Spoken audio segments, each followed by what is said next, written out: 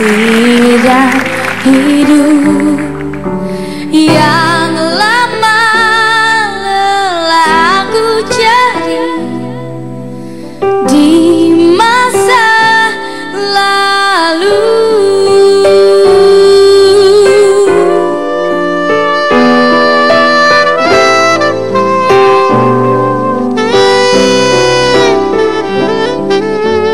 Kau datang padaku, kau tawarkan hati nan lugu, selalu mencoba mengerti hasrat dalam diri.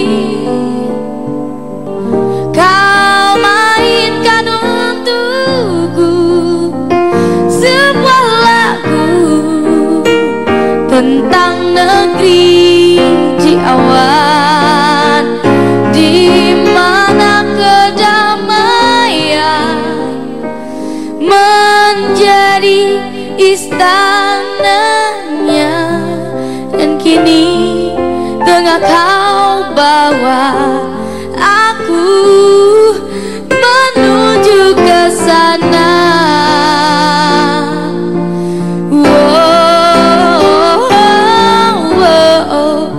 Ternyata hatimu penuh dengan rasa kasih yang terungkapkan dengan pasti dalam suka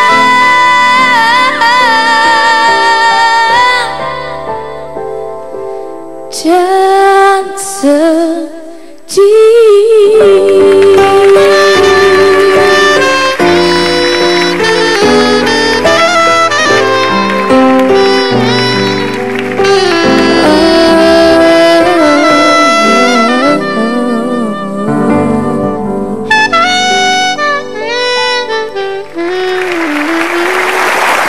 Ya, sekali lagi kita berikan tepuk tangan yang meriah untuk Zelda Maharani di sini. Karena Zelda merupakan tamu pertama kita kali ini, dan tentunya Anda sudah penasaran ingin tahu lebih lanjut siapa bocah istimewa ini yang senyumnya menawan. Iya. Baik, sebelum saya ajak ngobrol Zelda, ikuti dulu siapa sebenarnya Zelda. Ini dia liputannya. Apa yang ku berikan untuk mama, untuk mama. Zelda Maharani atau akrab dipanggil Zelda, gadis cilik kelahiran 18 Juni 2001 ini terus semangat menjalani hari-harinya walaupun tidak mampu melihat, dengan bakat olah vokal yang menarik. Untuk mama tercinta, masa kecilku. Zelda sebagai penyandang disabilitas terus membuktikan kepada masyarakat melalui prestasi-prestasi yang diraihnya, baik di tingkat provinsi maupun di tingkat nasional. Di antaranya di tahun 2013, Zelda pernah meraih anugerah kebudayaan dan penghargaan Maestro Seni Tradisi dari Kementerian Pendidikan dan Kebudayaan. Baginya, pengalaman adalah guru yang sangat berharga. Dengan terus berlatih mengeksplorasi bakatnya, merupakan modal utama untuk terus meraih mimpi-mimpinya di masa depan.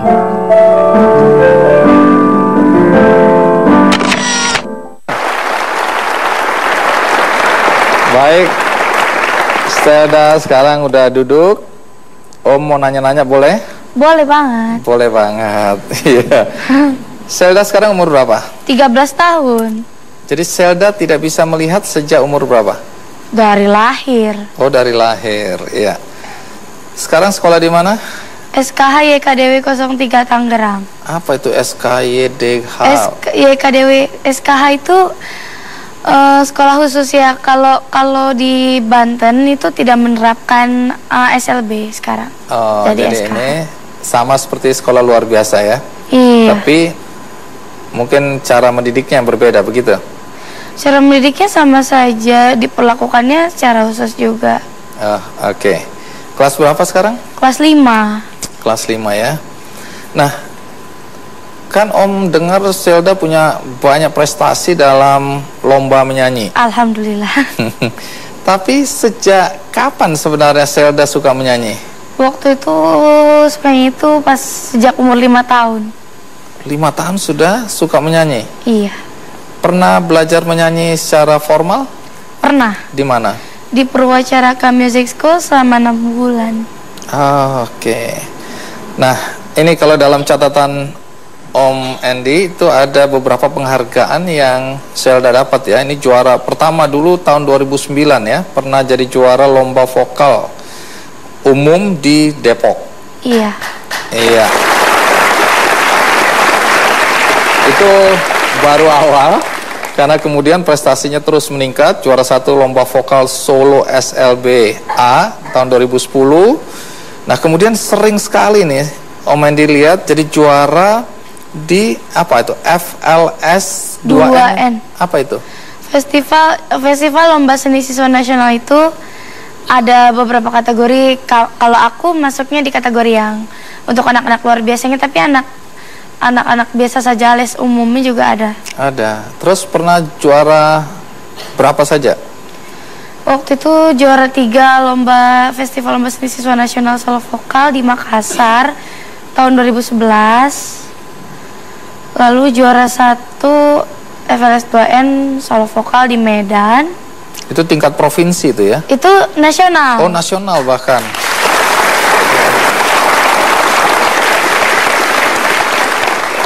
Nah, kemudian Om lihat juga di sini ada penghargaan atau anugerah kebudayaan dan penghargaan maestro seni tradisi dari Kementerian Pendidikan dan Kebudayaan. Iya. Tahun 2013. Iya, baru kemarin. Barusan aja. Jadi Om terkagum-kagum, jadi agak shock juga ini. Om nggak satu pun dapat prestasi apa-apa. Sementara Zelda banyak sekali nih. Yang tabah ya Om.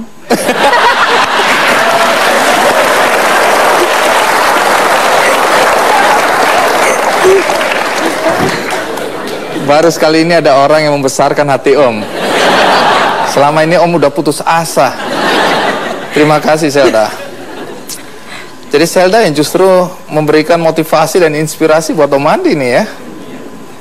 Ini kebolak-balik ini. Baik, tapi di antara prestasi di seni suara ada sesuatu yang aneh nih, yaitu prestasi Zelda sebagai juara 2 lomba cerdas cermat tingkat provinsi. Iya. Emang Zelda pinter? Enggak juga sih. Om udah mulai iri nih. Baik, jadi ada juga lomba cerdas cermat tingkat provinsi, dan dengar-dengar tahun ini bakal ikut lagi ya? Iya. Zelda kan mulai dikenal lebih luas lagi ketika ikut lomba Idola Cilik ya di RCTI. Iya. Tahun 2012. Iya. Nah, waktu itu prestasi tertinggi Zelda sampai di mana? Sampai 18 besar, itu satu langkah lagi mau menuju 15 besar. Jadi tinggal satu langkah lagi itu iya. Ya. Terus kemudian itu mengalahkan berapa banyak peserta? Entahlah ya, aku nggak bisa ngitung karena emang aku nggak jago matematika ya. Iya, iya. Nanti Om bantu hitung ya. Walaupun Om juga waktu itu sering bolos pelajaran menghitung. Sempat nggak masuk final, tapi masih ada keinginan untuk ikut lomba semacam itu? Agak kurang berminat sih sekarang. Oh, kenapa? Nggak apa-apa, aku sekarang lagi tertarik pengen ikut lomba membaca puisi. Oh, jadi sementara bakat yang luar biasa di seni suara, tapi mau ikut lomba baca puisi? Iya, kan kemarin juara satunya itu, kalau di lombanya itu, festival lomba seni itu, kalau udah juara 1 di tingkat nasional, yeah, harus ikut cabang yang lain. Oh, jadi nggak tidak bisa boleh nyanyi ikut lagi. Iya. Oh, jadi harus cari cabang lain. Dan Zelda memilih puisi. Iya. Baik Zelda, orang tua Zelda juga ada di antara kita semua di studio ini, dan tentu menarik untuk tanya apa sebenarnya yang terjadi pada Zelda ya ketika masih kecil. Untuk itu ikuti terus Ki Candy. Zelda biasanya nyanyi lagu-lagu jenis apa? Jenisnya aku suka reggae, jazz dan juga pop. Reggae, jazz, dan pop. Iya. Jadi jazz juga suka? Suka. Biasanya jazz untuk orang tua katanya. Oh enggak juga, semua kalangan bisa menikmatinya. Tapi dengar-dengar juga bahwa Zelda suka sekali dengerin lagu-lagunya Bruno Mars. Yes. Bruno Mars ini siapa sih? Bruno Mars itu penyanyi luar negeri. Penyanyi luar negeri. Lagunya apa yang biasa Zelda sukai? Granite. Bisa dinyanyikan sepotong nggak? Bisa. Coba gimana? Baby, all I had in you, dusting in the dress, you did. So give me all your love, it's all I ever expect. Nah. Enak ya, walaupun nggak ada musiknya enak ya. Iya. Nah, Zelda pernah bilang ya dalam satu kesempatan Zelda bahagia, senang sekali karena waktu nyanyi disaksikan langsung oleh Om Jaduk. Iya. Ini Om Jaduk yang di Jogja itu. Iya, Om Jaduk Ferianto. Zelda, waktu Om Andi sampaikan informasi ini ke Om Jaduk, Om Jaduk kemudian titip salam dan kasih komentar. Mau dengar komentarnya? Mau. Nah, ini dia komentar Om Jaduk. Halo Zelda, ini Om Jaduk di sini. Om Jaduk sangat kangen banget mendengar suara kamu. Om Jaduk ketika mendengar suara kamu dulu pertama kali itu nggak bisa hilang masih tersisa terus di telinganya. Karena suaramu apalah? Suaramu kayak malaikat. Sudah lama Om Jaduk rindu sama kamu, tetapi pesan Om Jaduk hanya satu. Jangan sombong, jangan puas diri, tetaplah belajar sampai kapanpun ya. Karena kamu diberkahi oleh Tuhan suara emas dan harus kamu rawat dengan benar dan menghasilkan suara yang lebih prima dari sebelumnya.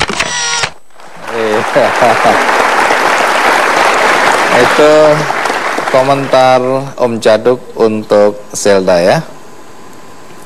Zelda, kebetulan ada Ibu di sini. Ada Mama. Oh, Mama panggilannya. Ada Mama di sini. Om Andy mau nanya-nanya ke Mama boleh?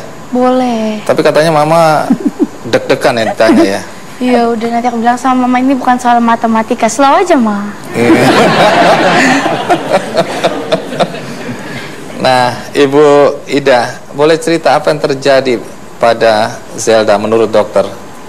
Menurut dokter dia waktu kehamilan, dari awal kehamilan sampai 9 bulan baru diketahui Zelda maksudnya ini kena rubella gitu. Kena rubella? Iya. Orang bilang campak Jerman, seperti iya. itu ya. Ya, nah setelah tahu bahwa Zelda lahir dengan mata yang berbeda dengan anak-anak biasa, tidak bisa melihat, apa sikap pertama dari Ibu Ida dan suami? Drop lah. Ya gimana ya, kita juga nggak menginginkan anak seperti ini. Sempatlah down gitu. Tapi setelah dokter mengatakan kalau Zelda ini bisa melihat atau apa, saya pergi ke rumah sakit untuk menginginkan Zelda. Tapi ternyata ya ada dua kemungkinan. Kalau misalkan dia bisa melihat, dioperasi dia bisa melihat, bila tidak dia akan lumpuh total. Jadi saya pilih ya dia seperti ini. Seperti sekarang. Ya. Jadi upaya sebenarnya sudah dilakukan ya. Iya. Tapi ada risiko-risiko kalau dipaksakan. Iya. Lalu apa yang Ibu Ida dan suami lakukan agar Zelda yang tidak bisa melihat ini bisa kemudian terus tumbuh dan berkembang layaknya anak-anak yang lain? Ya umumnya seperti anak-anak biasa aja, aku nggak ada inian khusus atau apa. Seperti ini aja lah, air aja lah berjalan gitu. Mengalir begitu aja ya. Kapan pertama kali Ibu Ida dan suami tahu bahwa Zelda punya bakat menyanyi? Ya, karena dia sering mendengarkan lagu-lagu aja sih. Jadi kok anak ini seneng gitu lagu apa nyanyi-nyanyi. Akhirnya pas dibawa jalan-jalan di mall, dia ingin nyanyi gitu. Ma, aku mau naik ke panggung itu nyanyi. Saya pikir kan apa dia bisa gitu. Ternyata dia bisa diiringi dengan organ gitu. Dari situlah ketahuan bakat Zelda dalam menyanyi ya. Ya, akhirnya banyak apa dari keluarga mendukung semua, suruh Zelda begini-begini. Ya Zeldanya juga mau ngikutin gitu. Nah, lalu apa yang dilakukan untuk terus memupuk dan meningkatkan bakat menyanyi Zelda waktu itu? Ya berlatih aja di rumah. Berlatih di rumah, terus dibeliin kaset-kaset, dia mendengar aja gitu. Dari situ ya suka diajak sama bundanya, kan dia bikin sanggar gitu. Diajak bundanya dari mall to mall aja nyanyi. Terus sempat dilesin selama 6 bulan di Purwacaraka. Sudah itu udah. Sampai sekarang ya? Sampai sekarang. Kalau musik dia memang autodidak, di keyboard dia bisa. Oh, bisa main keyboard juga bisa, ya? Baik, terima kasih Bu Ida ya. Zelda, Iya. Om dengar Zelda dan teman-teman bikin album ya? Iya. Album apa judulnya? Cinta Ilahi. Cinta Itu album Ilahi. religi waktu tahun lalu. Oh, terus Zelda di situ nyanyi berapa lagu?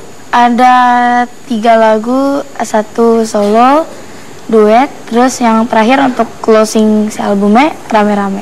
Oh, judulnya lagunya judulnya apa aja? Cinta Ilahi, Karunia Cinta, Selagi Ada Waktu. Oke, ngomong-ngomong siapa penyanyi idola Zelda? Kalau penyanyi Indonesia, aku suka Agnes Monica. Om juga. Kalau luar negeri? Kalau luar negeri, aku suka Rihanna, Celine Dion, Whitney Houston, Oh, Mariah semua ya penyanyi perempuan, nggak ada penyanyi laki selain Bruno Mars tadi ya? Enggak ada. Baik, kalau Zelda sendiri cita-citanya apa sih? Cita-cita sih banyak, cuman bingung gimana mau mewujudkannya. Oke, yang diantara yang banyak itu mana yang diingat? Menjadi komposer, Menjadi komposer. penulis. Penulis apa? Penulis buku. Oh, penulis buku. Tentu kita semua mendoakan ya agar Zelda bisa mewujudkan cita-citanya. Satu hari kita akan lihat ada komposer hebat di Indonesia, namanya Zelda Maharani. Kemudian kita juga mendengar ada seorang penulis yang hebat, namanya Zelda Maharani. Siapa tahu ada juga pembawa acara televisi yang hebat. Namanya siapa? Siapa ya? Zelda Maharani juga. Jangan, nanti omnya kasihan. Ya, siapa tahu ya Zelda ya. Baik, doa kita semua untuk Zelda, semoga sukses. Setelah ini Om Andi mau kenalkan juga satu teman kita yang juga istimewa dan memiliki talenta yang luar biasa. Siapa dia? Mari kita nikmati dulu karyanya berikut ini.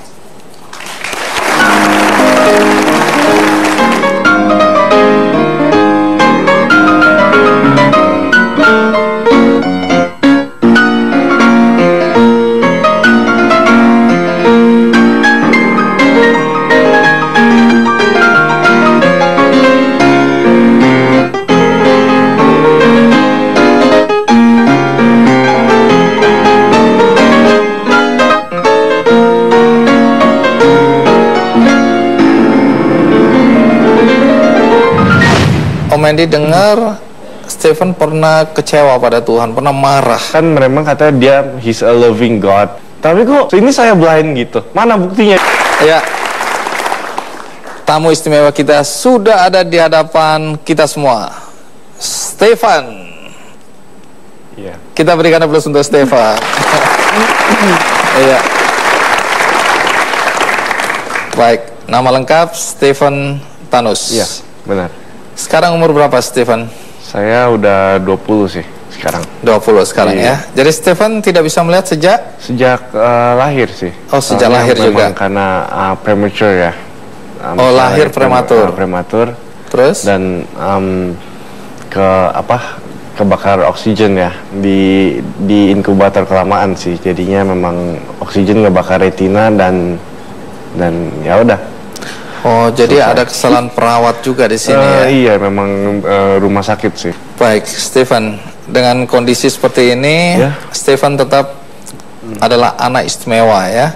Karena tadi sedikit performance itu tadi, itu lagunya siapa atau karya siapa? Heroic Polonaise dari sebenarnya sih Polonaise Opus 53 yang pengarang Frédéric Chopin. Oh, romantis. Iya. Om Andy-nya hanya manggut-manggut, nggak paham, terlalu tinggi buat Om Andy. Iya, Om Andy main organ aja nggak bisa. Baik, tentu kita juga penasaran, ingin tahu siapa Stephen Thanos yang ada di hadapan kita semua. Dan untuk itu, saya akan putarkan liputan mengenai Stephen. Ini dia tayangannya.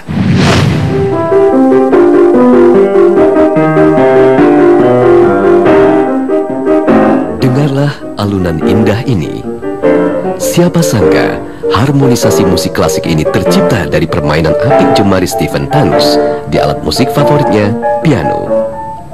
Lahir sebagai penyandang tunanetra, tentu bukan menjadi pilihan hidupnya.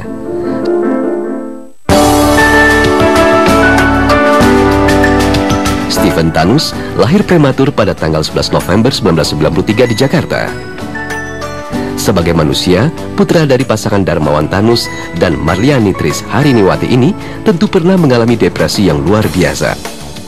Dirinya mengaku Tuhan tidak adil atas kebutaan yang dialaminya. Namun berkat ketekunan Steve, Tuhan menjawab setiap doanya. Dirinya dianugerahi bakat memainkan piano yang luar biasa. Hingga pada November 2013 lalu, Steve mampu membuktikan dirinya sebagai pianis terbaik kedua dunia dalam kompetisi piano yang melibatkan 47 penyandang disabilitas di Vienna, Austria. Atas prestasinya ini, Steve berhasil membawa pulang medali perak. Prestasi ini tentu tak lepas dari dukungan keluarga dan orang-orang terdekatnya, termasuk pelatih pianonya. Saat ini Steve masih terus mengejar cita-citanya.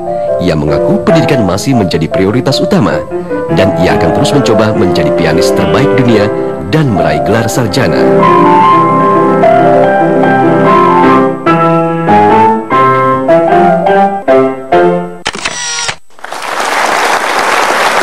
Iya. Stephen, boleh tahu kalau Stephen sekolahnya apa? Sekolah apanya nih? Sekolah formal, Kalau sekolah formal memang dari kecil saya sudah di Singapura ya. Memang dari umur 4 years old saya sudah pindah ke Singapura. Dari 4 tahun ya? Iya, dan saya sekolah di itu SSBH, Singapore School for the Visually Handicapped. Memang itu sekolah khusus ya. Belajar apa aja di sana? Itu memang untuk sekolah formal education ya, dari TK sampai secondary school. Dan juga saya di situ juga belajar pendidikan musik ya, maksudnya kayak organ. Saya kan mulai basic dari organ, dan nantinya baru ke violin dan baru ke piano gitu. Oh, jadi berapa alat musik sebenarnya yang dulu dipelajari? Yang memang saya fokus sih memang pada waktu itu ya memang elektron bersama violin. Violin kan juga saya sudah mulai belajar dari saya umur 9 tahun ya. Saya udah memainkan violin juga. Dan ya setelah itu sih ya nyoba-nyoba yang lain juga sih. Tapi kelihatannya lebih jatuh hati pada piano ya? Iya, nyoba. Nomor satu sih piano sih. Now, like ya. Yeah. Stephen, Om Andy dengar Stephen pernah kecewa pada Tuhan, pernah marah. Oh iya banget. Oh banget? banget. Honestly ya banget. Soalnya apa ya? It just doesn't make sense gitu kan. I was raised up gini masuk kan, akal ya Tuhan menciptakan Stephen seperti ini. Kan memang katanya dia he's a loving God, dia Tuhan yang Maha Ngasih, dia Allah yang Maha Ngasih, gini. Tapi kok ini saya blind gitu, mana buktinya gitu kan. Jadi makin lama ya bukannya saya tidak percaya kepada God gitu, cuma jadi saya marah aja sama dia gitu, mana buktinya. Dan ya hasil dari itu ya it's devastating lah gitu. Saya cukup lama frustrasi itu ya. Lama sih, Merusak mulai semua.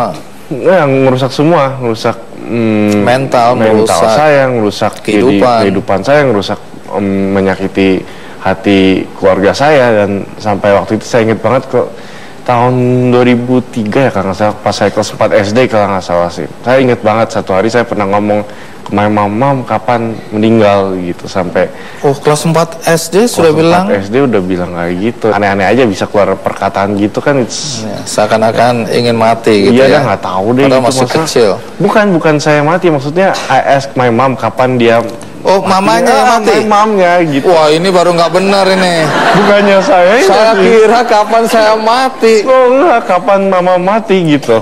Karena marahnya itu nggak ya. Tahu sih kenapa marahnya, juga memang no reason aja sih gitu, memang tanpa alasan yang jelas itu ya. Iya, memang ya nggak tahu, mungkin karena memang dari awalnya it's angry with God dan juga angry with myself. Tentu kembali lagi pertanyaan yang harus Om Andy ajukan adalah kapan persisnya Stephen merasa mulai menyukai musik? Menyukai musik sih memang dari kecil sih. Saya ingat banget, even sebelum saya ke Singapura pun gitu, saya belum belajar musik pun juga saya suka kayak misalnya papa mama suka beliin saya kayak keyboard baterai gitu loh, yang kayak anak kecil gitu, cuma kayak few notes gitu, tapi kan ntar kayak bisa nyalain lagu. Tapi dari situ I like to ngikut-ngikutan gitu loh, ikut-ikutan di that small keyboard gitu. Terus pas yang saya baru belajar organ juga, misalnya kayak orang nyanyi terus saya kayak ikut-ikutan the notes gitu, ngikut-ngikut imitate the sounds gitu ya. Dari situ sih mulai. Nah, kemudian Om Andy dengar bahwa Stephen mulai semakin kuat keinginan untuk bermain musik ketika nonton di YouTube ada seorang pianis Jepang bermain piano. Iya. Itu siapa pianis Jepang itu? Nobuyuki Tsuji, kalau saya nggak salah ya nyebut namanya, karena I don't know Japanese juga.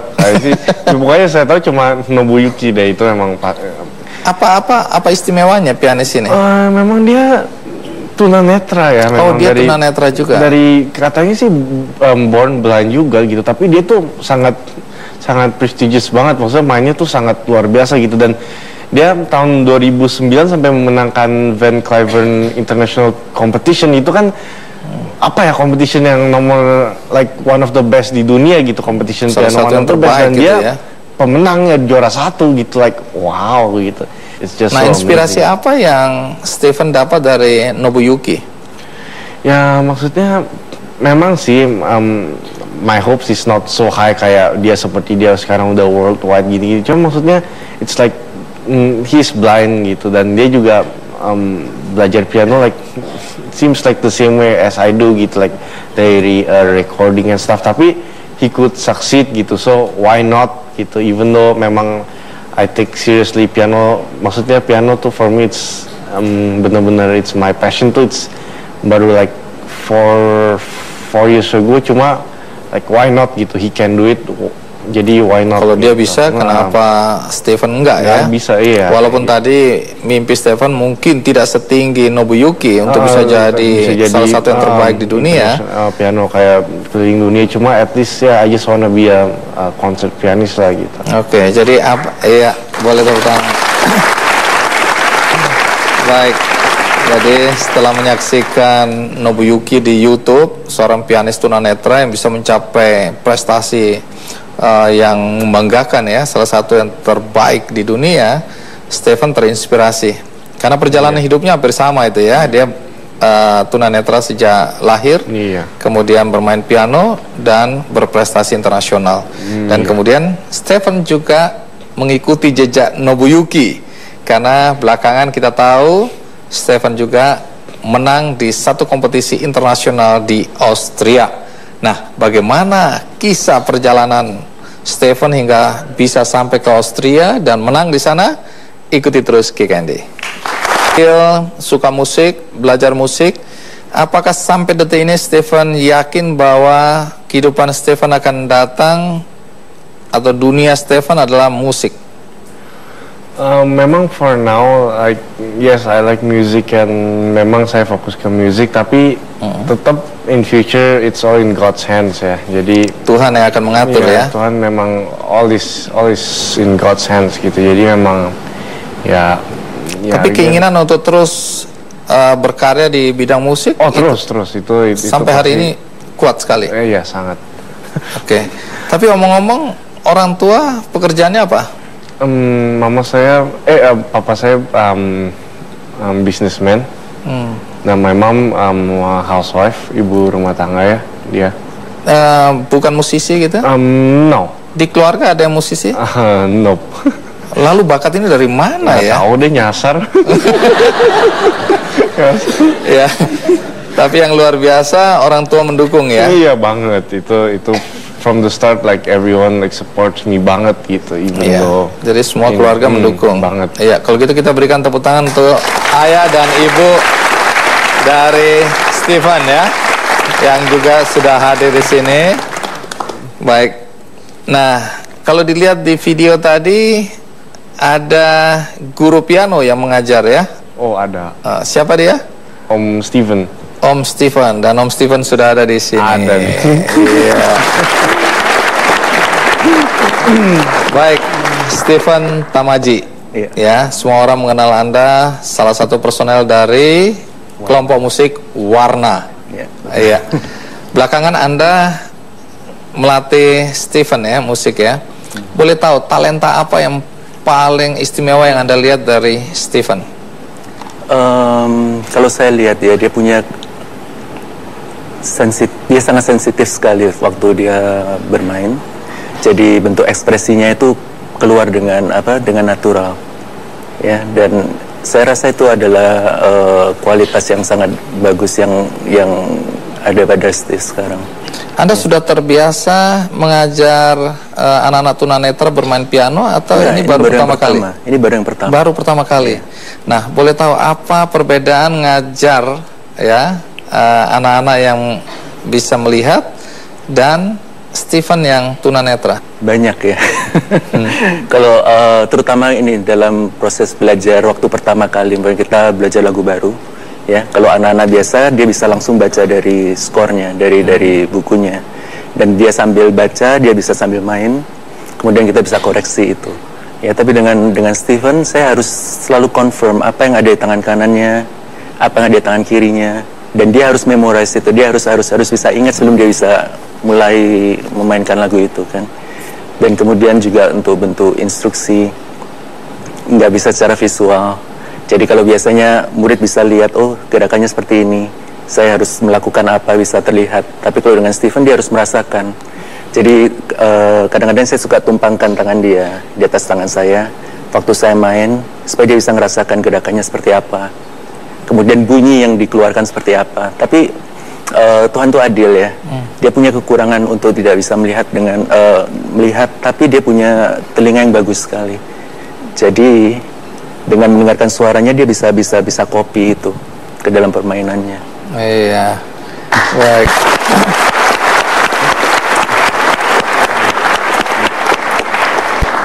Menurut Anda Stephen masih bisa dikembangkan? Oh, iya. Dan Anda yakin bahwa dia akan bisa jadi pianis yang hebat? Kalau dia serius dan dia berusaha keras pasti bisa. Karena dia punya talenta yang diberi sama Tuhan.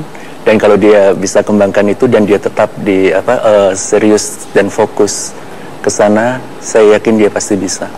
Baik. Ya. Terima kasih ya, Bung Stephen ya. Nah, sekarang Om Andy dan semua penonton ingin tahu bagaimana sampai Stephen bisa berkompetisi di Austria. Itu kalau tidak salah pada tanggal 14 sampai 16 November tahun lalu ya, tahun 2013. Itu gimana? Siapa sih pesertanya? Pesertanya semua adalah anak-anak those who are disabled. Iya. Dan memang semua peserta itu cuma memang mereka semua ada bermacam-macam disabilities. Ada yang tunanetra, ada yang tunarungu, ada yang even physical disabilities, ada yang mental disabilities, dan ada juga yang multiple disabilities ya gitu. Dari negara mana saja itu? Saya lupa. Masih ingat berapa banyak pesertanya? 47 ya Kang. 47-an ya. Dan di situ Stephen meraih penghargaan silver atau medali perak ya? Ya, saya dapat satu silver medal dari yang kategori saya, kategori blindness, dan juga saya mendapatkan satu lagi award yang Best Chopin Interpreter ya. Dari, masih ada lagi penghargaan lain? Ya, saya mendapatkan award lagi. Ya. Stefan tahu nggak, waktu itu menurut juri apa yang istimewa dari Stefan yang membuat Stefan menang?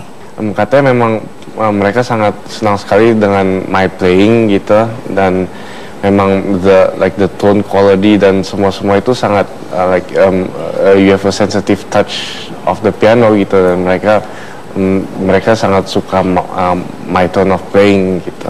Dan mereka juga tanya, emang berapa lama Anda sudah belajar piano? Saya bilang benar-benar fokus ke classical piano ya baru 4 tahun ini gitu, dan mereka sangat kaget, yang bener gitu ya, bener lah gitu ya, baru mereka 4 sampai tahun profesor ini, gitu. Aja belum bisa ya. Enggak, pasti bisa. Jadi 4 tahun menurut mereka ya, itu luar biasa. Sangat luar biasa gitu. Tapi orang tua tidak memaksa Stefan untuk beralih untuk menjadi pengusaha misalnya? Enggak sih, justru mereka dikasih kebebasan, sangat mendukung, mendukung my choice ya. Oke. Jadi pilihan Stefan ini didukung oleh orang tua. Everyone ya. Terakhir, apa cita-cita Stefan ke depan yang ingin diwujudkan?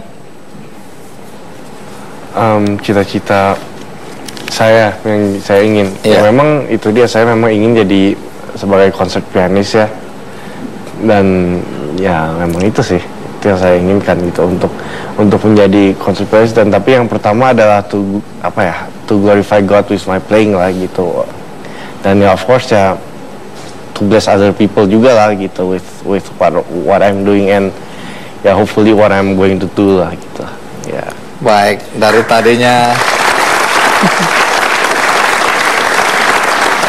tadinya marah pada Tuhan, sekarang Stefan bersyukur ya. Iya, banget. Bersyukur bahwa Tuhan memberikan talenta dan Tuhan punya rencana yang baik bagi Stefan. Iya, karena memang I knew bahwa without God, I don't know, without God's grace hari ini I'll never be here gitu. Pasti I'll never be here without His grace gitu. Betul sekali. Baik, kita berikan aplaus sekali lagi untuk Stefan. Terima kasih Stefan. Thank you. Ya. Baik, habis ini ada seorang teman kita, usianya baru 12 tahun, tapi karyanya istimewa, bahkan dikagumi sampai ke mancanegara. Nah, siapa dia? Sebelum saya ajak ngobrol-ngobrol, saksikan peragaan karyanya berikut ini.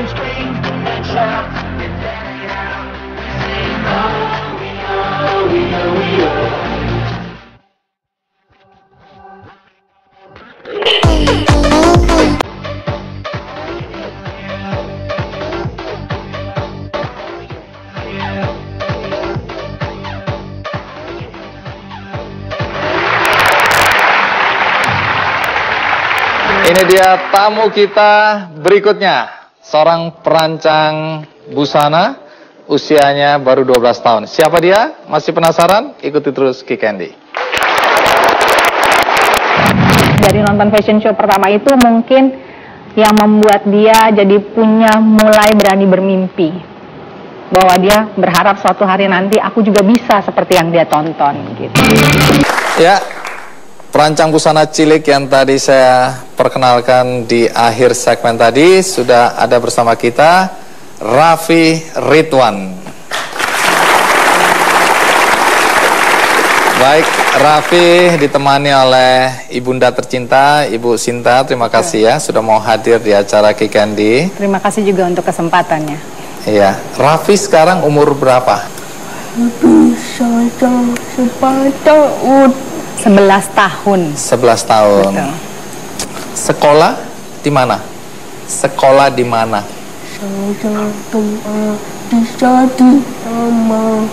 Sekolah di Santirama, SDLB Santirama. Oh, Santirama ya. Betul. Baik. Kalau kelas berapa? Kelas 5B. 5B. Baik. Ya. Nah, Ibu Sinta, Iya. Raffi tampak berbeda ya dengan Betul. anak-anak yang lain dalam hal ini pendengaran dan berbicaranya. Betul. Kalau boleh tahu apa ya yang terjadi pada Raffi? Raffi memang terakhir sebagai seorang anak tunarungu. Tapi sebelumnya Raffi adalah boleh dibilang pilihan hidup, Pak. Karena dari dalam kandungan, waktu saya hamil trimester awal, saya didiagnosa bahwa saya mengidap rubella. Dan virus rubella itu menyerang indera, terutama mata, jantung, dan pendengaran. Jadi dokter yang menangani kehamilan saya mengatakan bahwa kemungkinan putra yang saya kandung, katakanlah janin yang saya kandung, tidak sehat. Jadi beliau menyampaikan kemungkinan-kemungkinan yang akan diderita. Dan kami memilih untuk tetap mempertahankan Raffi dengan segala konsekuensi yang mungkin Tuhan akan takdirkan buat putra kami. Menarik untuk mengikuti kisah Raffi ya, sebagai perancang yang sekarang sangat dikenal bahkan di mancanegara. Tapi sebelum itu ada baiknya kita ikuti dulu liputan berikut ini.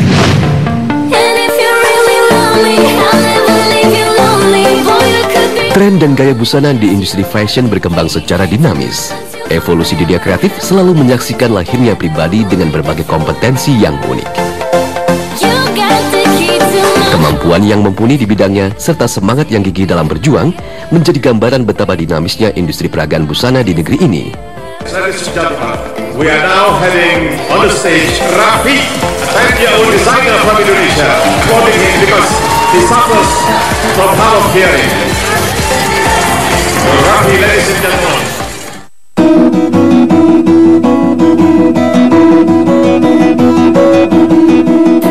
Begitu pula dengan dunia fashion di tanah air, yang patut berbangga memiliki anak bangsa bertalenta seperti Raffi Abdurrahman Ridwan, atau yang akrab disapa Raffi. Sejak kecil Raffi telah memiliki hobi menggambar. Meski terlahir sebagai anak berkebutuhan khusus, Raffi mampu menunjukkan kemampuannya dalam membuat setiap detail guratan desain baju ciptaannya.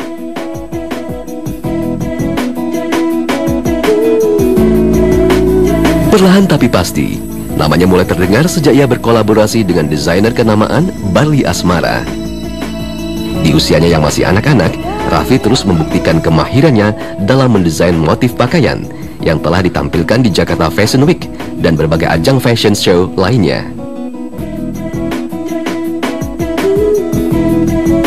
Dengan segala keterbatasannya, desain baju karya Raffi mulai diminati penikmat mode. Kini, di usianya yang ke-12 tahun, desainer tunarungu ini telah membawa harum nama fashion Indonesia sampai ke mancanegara. Busana karya Raffi berhasil memikat para pencinta mode dari berbagai negara, seperti Singapura, China, Australia, Spanyol, hingga Amerika.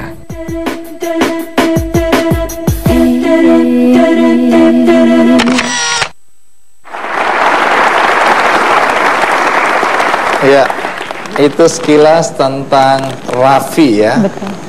Menarik sekali. Tapi yang mungkin membuat kami semua di studio dan penonton di rumah ingin tahu adalah bagaimana Bu Sinta dan suami ada di sini? Ada, Bapak. Iya, mana yang merasa suaminya? Iya, kita berikan aplaus dulu untuk sang suami. Terima kasih. Iya, ini orang tua yang hebat.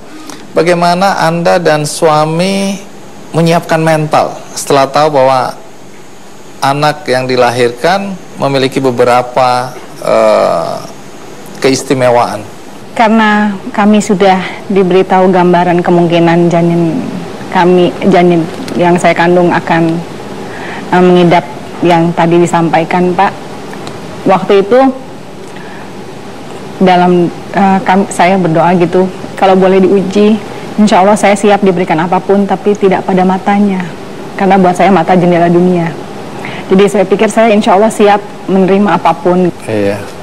Nah, dengan kondisi seperti sekarang, apa yang bisa dan tidak bisa dilakukan Raffi? Sebetulnya untuk saat ini Raffi bisa melakukan banyak hal Pak, cuma memang Raffi itu pemalu sekali Pak. Dia malu untuk bicara, kadang dia bilang karena suara saya jelek Mama. Dia takut orang tidak paham. Padahal ya Raffi berkata saja gitu, paling tidak saya ingin putra saya mencoba dulu. Bagaimanapun saya menyadari bahwa tidak selamanya saya bisa mendampingi putra saya Bapak. Lalu kapan persisnya Anda dan suami tahu bahwa ada bakat yang luar biasa dalam diri Raffi, yaitu merancang busana? Itu kapan persisnya tahu? Kalau persisnya itu kelihatan 4 tahunan Pak. Jadi ketika usia 4 tahun? Betul. Jadi awalnya itu kan karena kecintaan Raffi pada ikan. Lalu dia beranjak, dia tahu bahwa ikan punya kehidupan tersendiri. Setelah menonton film Ariel Little Mermaid itu, Putri Duyung Pak. Putri Duyung cilik. Betul. Dari situ dia mulai menggambar ikan dan kehidupan bawah laut. Lalu mulai dengan si Ariel Putri Duyung. Berjalan usia 4 tahun di sekolah sudah mulai diajarkan sesuatu yang pantas dan tidak pantas Bapak. Dan dia sudah mulai kritis, jadi dia sudah mulai bertanya, Mama apa sebab ya ibu tidak memakai baju? Kata dia, si Ariel ini menurut dia nggak pantas sebagai seorang Little perempuan. Mermaid ini dianggap, loh kok nggak pakai baju nah, ya? Betul Bapak. Karena terus ditanyain itu, saya bilang sama putra saya, ya udah kakak gambar aja buat ibu supaya pantas, saya bilang gitu. Akhirnya itu ialah juga yang salah satu yang mendasari dia Pak, mulai membuat baju yang betul-betul cantik gitu. Lalu apa langkah yang Anda dan suami lakukan untuk mendukung Raffi? Ya, karena saya Pak tahu bahwa Raffi suka pada fashion gitu Pak. Mulai dari 5 tahun saya bawa nonton, karena udah agak bisa diatur kan Pak. Jadi saya bawa nonton fashion show Pak. Suka atau tidak? Anak-anak kan biasanya nggak suka. Suka. Oh suka. Suka sekali. Nah dari nonton fashion show pertama itu mungkin yang membuat dia jadi mulai berani bermimpi, bahwa dia berharap suatu hari nanti aku juga bisa seperti yang dia tonton gitu. Dan Raffi kecil itu, Raffi itu pemimpi sekali Pak. Dia tidak takut untuk bermimpi dengan segala keterbatasannya. Baik, menarik. Nah sebelum kita lanjutkan, saya juga ingin memperkenalkan kepada Anda seorang bocah tunarungu yang punya talenta luar biasa. Dan anak ini terus berkreasi. Bagaimana kisahnya? Mari kita saksikan liputan berikut ini.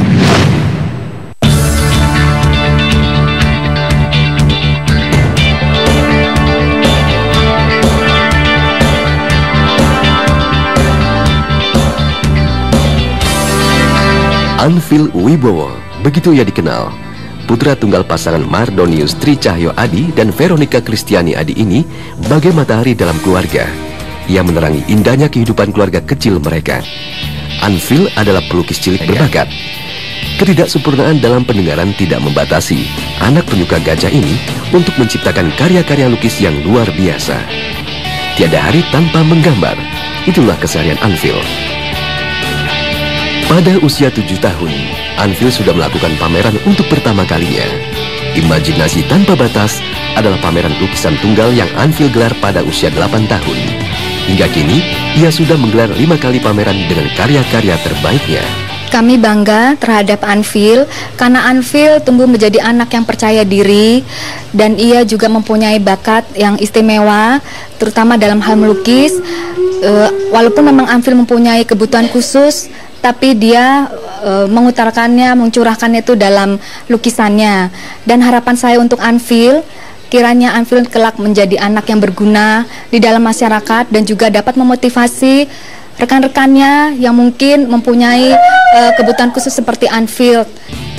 Anak yang mahir memainkan kuas di atas kanvas ini kini duduk di bangku sekolah dasar, Sekolah Luar Biasa B Pangbudi Luhur, Jakarta. Di sekolah, ia dikenal sebagai anak yang unik, baik, dan berbakat. Anfil menikmati setiap kegiatan di sekolah bersama dengan teman-temannya. Ia menjadi murid yang aktif di kelas dan juga ikut dalam berbagai kegiatan sekolah. Untuk terapi saraf pendengarannya, ia pun mengikuti kelas wicara yang dilakukan satu persatu dan dibimbing oleh gurunya. Selain itu, ada pula kelas irama yang ia ikuti dengan riang bersama dengan teman-temannya.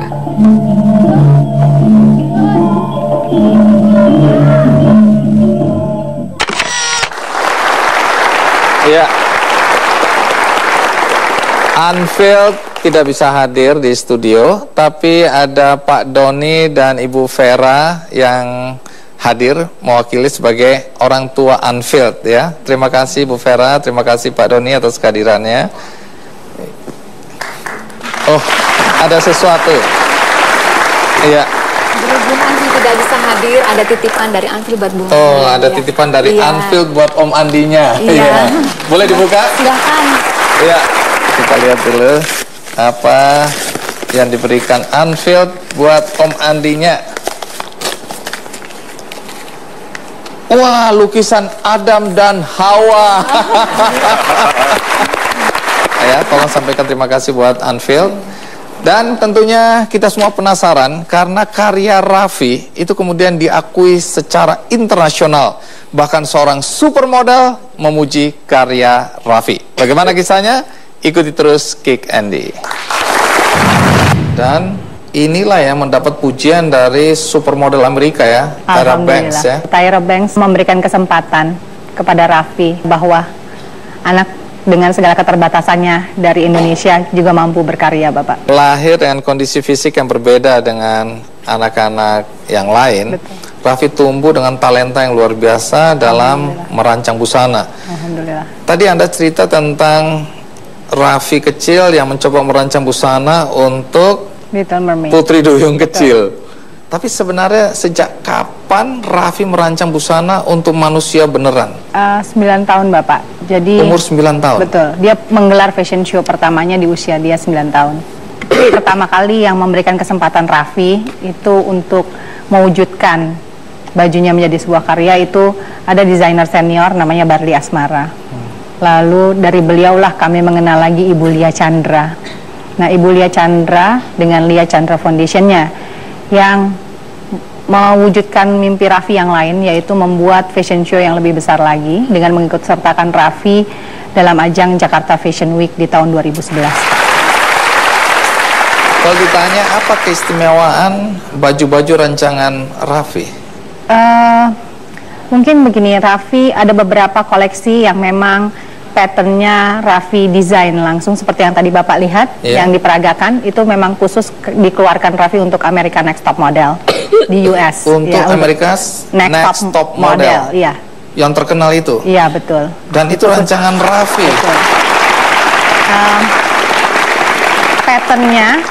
Patternnya pun adalah hasil lukisan tangannya Raffi, yang itu di print, Pak, dibantu oleh New Club Tekstil.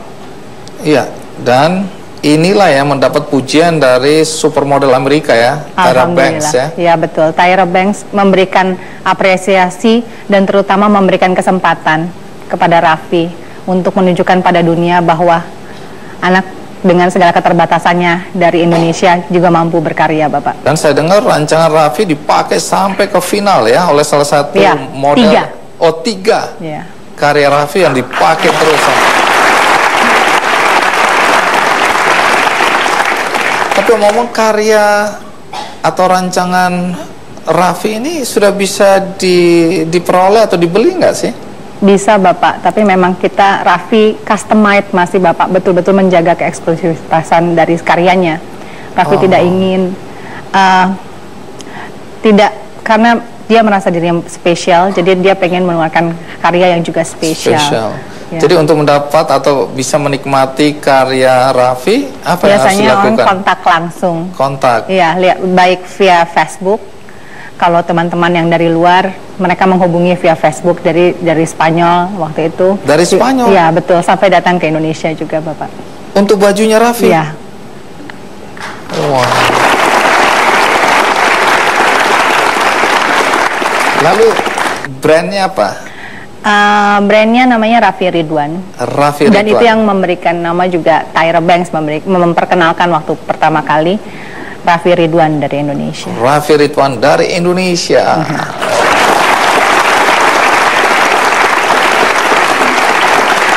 Ya, di studio juga sudah hadir Laura Mulyadi ya. Nah, ini juga model terkenal, aktivis sosial juga. Dan salah satu yang saya dengar sangat mendukung perkembangan Raffi di dunia model ya, atau di dunia rancang-merancang busana. Iya. Nah, Laura, Anda kan pernah pakai rancangan atau karya dari Raffi ya? Iya. Sebagai model, bagaimana Anda menilai karya Raffi? Kalau menurut saya, Raffi tahu bagaimana caranya membuat perempuan terlihat lebih cantik, menarik. Karena sebagai model dan juga sebagai perempuan kita menggunakan pakaian, fashion. Itu kan sebenarnya untuk mengekspresikan siapa diri kita. Iya. Dan aku melihat Raffi memikirkan dengan detail dan juga warna-warnanya dan semua detail yang ada itu dipikirkan dengan sedemikian rupa, dan saat memakainya pun terlihat luar biasa. Terus kemudian kalau boleh tahu, selama ini kan Anda selalu mendukung Raffi ya untuk terus berkembang dan berkarya. Apa harapan Anda terhadap Raffi di kemudian hari? Kalau aku sendiri sih, aku sangat mengidolakan Raffi sebenarnya. Mengidolakan Raffi? Karena dengan segala keistimewaannya, keterbatasannya, Raffi bisa menjadi seperti sekarang, dan aku yakin akan terus maju. Ini luar biasa, bakat yang kamu punya luar biasa, cinta keluarga luar biasa.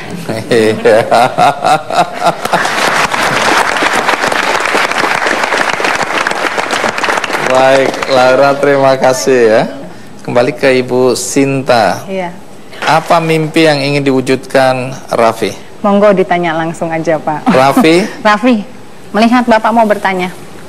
Apa cita-cita Raffi?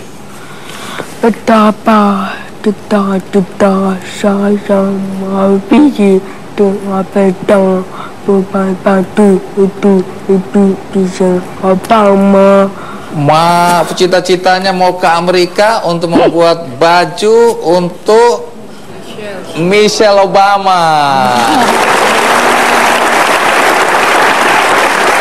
Ibu Sinta, Raffi, Bapak berkata, terima kasih sudah mau hadir di acara Kick Andy ya. Iya. Terima kasih. Dan sebelum kita akhiri acara ini, saya ingin membagikan satu buku bagus.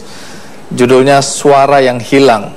Sebuah kisah nyata tentang kemalangan, jati diri, dan pengharapan. Kisah nyata ini tentu bisa menginspirasi Anda semua untuk tetap tegar, bangkit, dan selalu berpengharapan yang baik bagi masa depan Anda semua. Dan ini akan saya bagikan satu-satu untuk Anda yang ada di studio.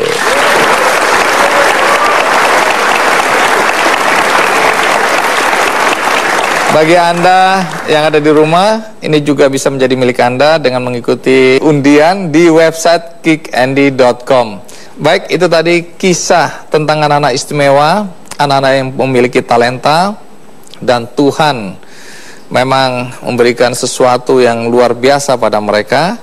Mereka juga tadi memperlihatkan apa yang mereka dapatkan sebagai sebuah bakat yang luar biasa. Untuk itu, Kick Andy Foundation ingin memberikan apresiasi berupa tabungan bagi masing-masing anak-anak berbakat yang menjadi inspirasi bagi kita semua. Baik, untuk itu Ketua Pelaksana Harian Kick Andy Foundation, Ali Sadikin, kami juga minta ke depan. Iya. Baik, Zelda, Raffi, Stephen. Baik, Om. Ini namanya Ali Sadikin, orang yang berada di belakang layar. Dia yang kerja keras, saya yang dapat nama. Baik. Stephen, ini tabungan dari KKND Foundation. Ya, apresiasi tabungan. Ya, semoga bermanfaat ya. Ini sudah diterima ya. Baik ya, salam ya. Oke ya.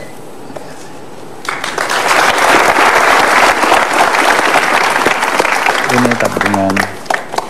Betul. Oh ya, sama-sama sobat ya. Bapak, ini titip buat putranya tercinta. Terima kasih banyak. Ya. Sekali lagi terima kasih.